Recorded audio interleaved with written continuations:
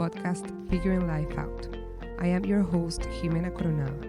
I am a journalist and a social communicator, marketing professional by experience, writer by vocation. I consider myself a mind renewalist, compassion and empathy ambassador.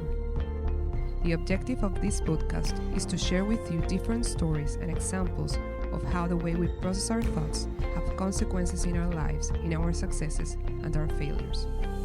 I do not have all the answers, but I want to share with you the process I have been through until now, so I can save you part of the journey, and at the same time, I will continue to build my healing process. I hope I can help you to build yours. I do not have all the answers, but I do want to share with you the process I have been through until now, so I can save you a part of the journey, and at the same time, I will continue to build my healing process. I hope I can help you to build yours. You will find here someone who understands you, because there is someone walking the same journey as you. And my wish is that you can also help me to build a community where we can help, support, and encourage each other. Let us form an army of mighty warriors.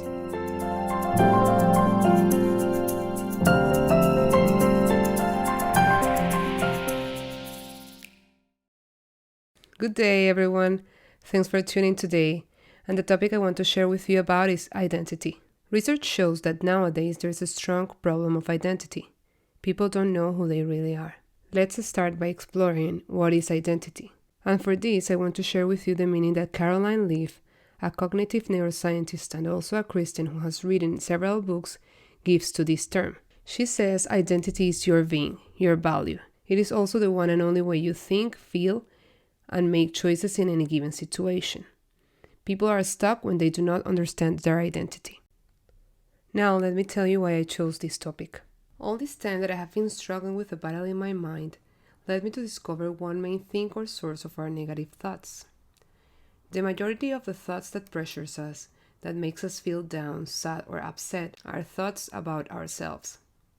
I am not enough, I have no value. He's staring at me in a bad way because he thinks I am a bad person. I won't say a word because I don't want them to think that I am this or that I am that.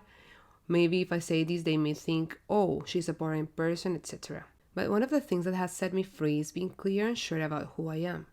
In that way, no one can come and tell me what I am and what I am not.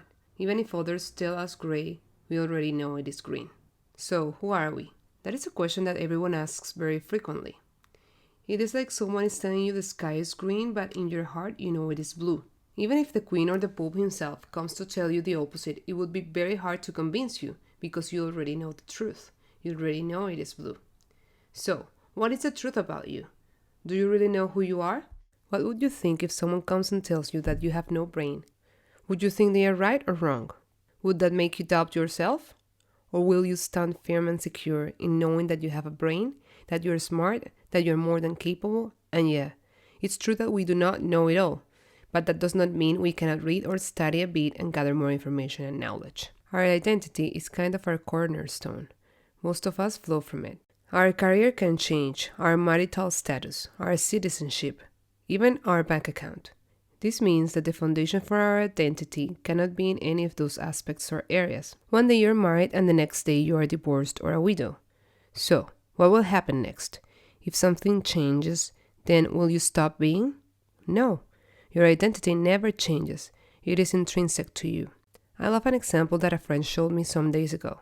She had one $10 check in one hand and another $10 check in the other. But the one in the left hand was old, dirty, and with damaged corners, and the other one was new. Even though they looked very different in the outside, they were still a $10 check. I could still recognize that, won't you? I want to tell you today that you will become invincible when you recognize this truth. The world can fall apart around you, but you still will be. We will always find immature people with a lot of free time who will be trying to examine other people's lives, and they will always find something to criticize. But how amazing will it be that those destructive comments will just bounce on you and cause no harm or damage because you have such a strong conviction about your identity that it can work as a shield. I know the sky is blue. I know who I am. I won't let a stranger define me. As always, here I have a Bible example. Jesus, the best of all.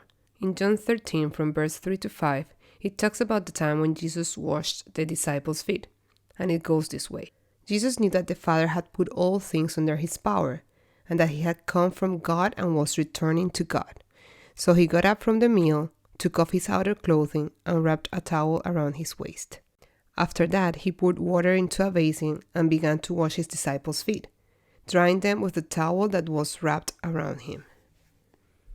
And I love what it says about knowing that the Father had put all things under his power, and that he had come from God and was returning to God. Jesus knew who he was, and that action that we have associated in our minds, maybe with humiliation, was not going to take from him what he already was, what was already given by his Father. How many of us will refuse to wash others' feet because we just think that action will make us less or inferior? That is just in our minds, We have built some crazy senseless standards for ourselves and trying to reach them all the time and creating copies of clones of human beings. And you know what?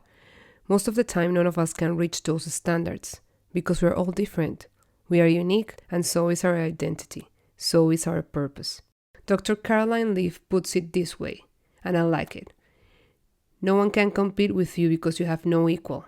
Your individual specializations contribute to the group success. What I can do, no one else can do. Why are we trying to be someone or something that we're not?